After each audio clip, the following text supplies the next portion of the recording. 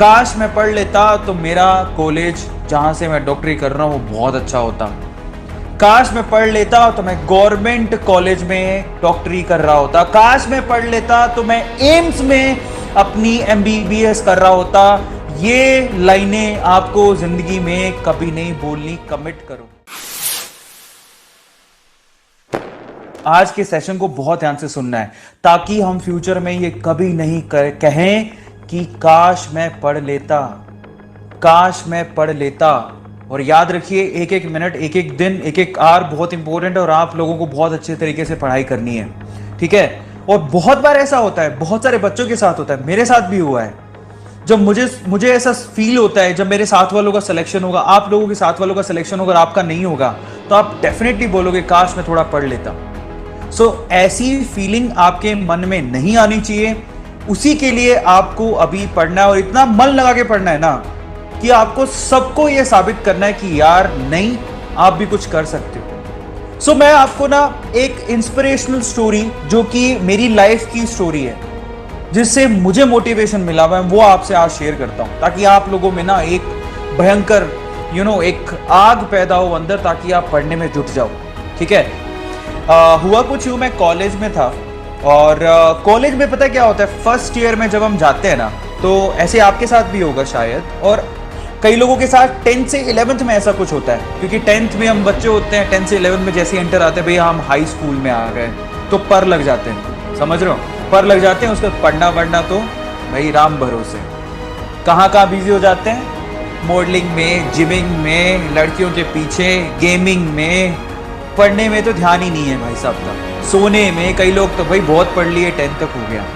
मैं आपको बताता हूँ, ऐसा सेम चीज़ मेरे साथ भी हुआ था जब मैं अपने कॉलेज के फर्स्ट ईयर में था। हवा लग गई, हवा लगने के बाद खूब मस्ती, है ना, मस्ती में मैं बता नहीं सकता, बट हाँ खूब मस्ती।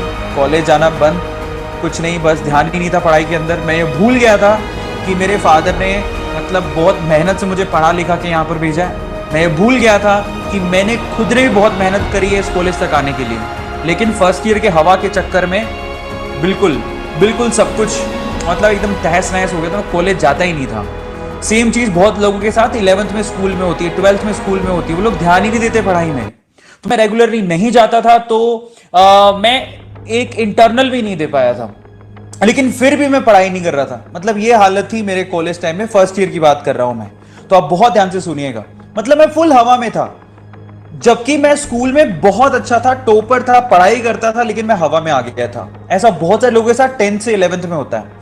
अब एक दिन क्या हुआ कि मैं खाना खाता था किसी होटल में। वहां पे मैं खाना खा रहा था, रात में बैठा हुआ था और कोई नहीं था, मतलब बहुत ज्यादा सर्दी हो गई थी। हम तो माशाअल्लाह 10 बजे खाना खाने के लिए पहुंचा था, लेकिन तब तक एक फैमिली थी, मतलब मैंने ऑर्डर दे दिया था, मुझे दाल मखनी बड़ी अच्छी लगती है, मैंने ऑर्डर दे दिया और मैं वेट कर रहा। कुछ और देखने को था नहीं, आसपास सब खाली पड़ा हुआ था। तो मैं सामने एक टेबल था, उसमें देख रहा था। एक्चुअली वहाँ टेबल पे 3 लोग बैठे हुए थे। 3 लोगों में एक बूढ़ी माँ थी जो वो खाना खा रहे थे, और उनका एक हस्बैंड थे, उनके हस्बैंड थे और उनका बेटा था। ध्यान से सुनिएगा, बूढ़ी माँ ऑलमोस्ट 60 साल की होगी, उनके हस्बैंड 65 ईयर अराउंड होंगे, और उनका बेटा था जो आई थिंक 35-40 अराउंड होगा, 41 साल का होगा। तो खाना ऑलमोस्ट खत्म कर चुके थे, मैं अपने खाने की वेट कर रहा था। अचानक से वेटर आया और उसको बिल देने के लिए। तो मेरा क्वेश्चन है बहुत सिंपल, मैं काफी लोगों से पूछता हूँ, आप लोग मुझे जवाब दीजिएगा। वेटर आया बिल लेकर और बिल उसने टेबल पे रखा। मेरा सवाल ये, आगे मैं बाद में बताऊं, अगर इस सिचुएशन में आप होते, मतलब आप अपने मॉम डैड के साथ हो, आप 40 इयर्स के हो चुके हो, आप अपने मॉम डैड के साथ हो, आप मुझे बताइए कि वो जो बिल आया वो किसको पे करना चाहिए। उस टाइम पे देखो, माँ बाप ने पढ़ा के आपको बड़ा कर दिया है, ऑब्वियसली बेटे को पे करना चाहिए। लेकिन ना उसके बाद जो हुआ, मैंने जो देखा ना, आई वॉज शॉक, और उसके बाद मुझे समझ में आया कि मैं गलत डायरेक्शन में जा रहा हूँ। एक्चुअली में क्या हुआ, जो वो बिल आया तो जो बूढ़े मतलब ओल्ड फादर था, वो भाई साहब खाना खा रहे थे, बेटा पानी पिए जा रहा था। और मैंने ये देखा, मुझे नहीं पता सर्कमस्टेंसेस क्या हैं, लेकिन मैंने ये देखा कि वो माँ अपना खाना फिनिश किया और वो खड़ी हुई, और खड़ी होने के बाद टेबल पे गई और उन्होंने मतलब जहां से पैसे निकालते हैं, पैसे निकाले और पे किए।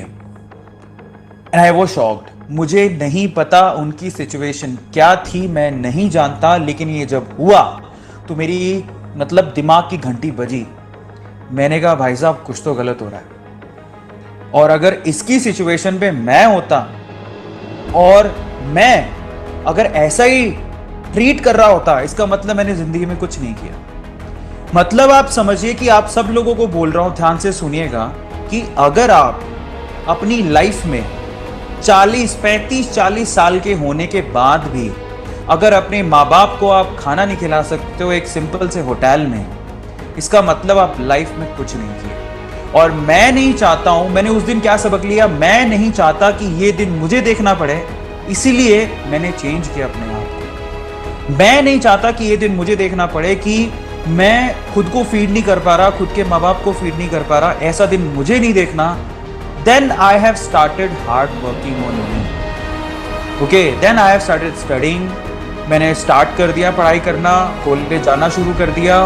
और उसके बाद बिलीव इट और नॉट गाइस, मैं उस कॉलेज में सेकंड टॉपर था, सिल्वर मेडलिस्ट था। और मैं आप सबसे कहता हूं कि आप लोगों को, मैं सबको बोल रहा हूं, ध्यान से सुनिएगा, ऐसा दिन आपको भी नहीं देखना।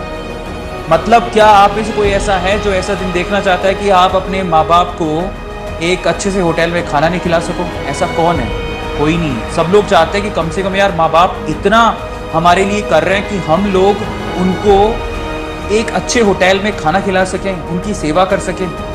इतना तो होगा ना। तो उसके लिए आपको अगर नहीं कर पाए तो उस दिन आप जरूर बोलोगे काश मैं पढ़ लेता।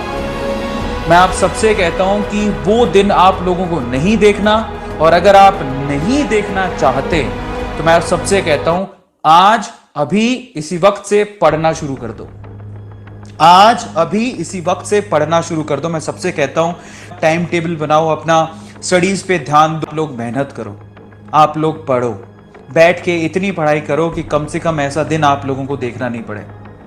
ठीक है, आप लोगों से रिक्वेस्ट कर रहा हूं।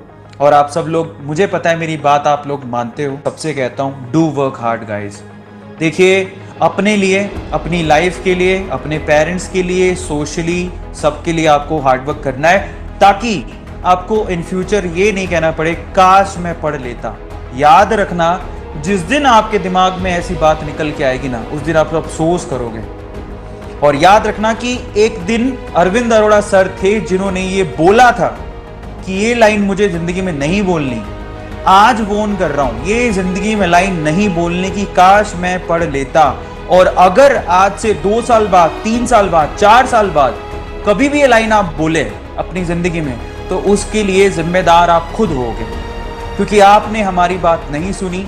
हमेशा यही मतलब शक की निगाह से देखते रहे कि क्या ये सही है, क्या ये गलत है। कई लोग तो सिर्फ जजमेंट ही करते रहते हैं। मैंने जिंदगी में देखा, जो दूसरों की जजमेंट करते रहते हैं ना, उनसे जिंदगी में कुछ होता नहीं है। इसलिए मैं आप लोगों से कहता हूँ डू वर्क हार्ड गाइज, ताकि हमें जिंदगी में कभी ऐसा बोलना नहीं पड़े शायद मैं पढ़ लेता तो आज मैं कहीं और होता। ये आपको जिंदगी में नहीं बोलना। और आज आप चैट सेक्शन में मुझे कमिट करो कि यस सर हम बहुत पढ़ेंगे, यस सर हम लोग कमिटेड हैं, हम लोग हार्ड वर्क करेंगे।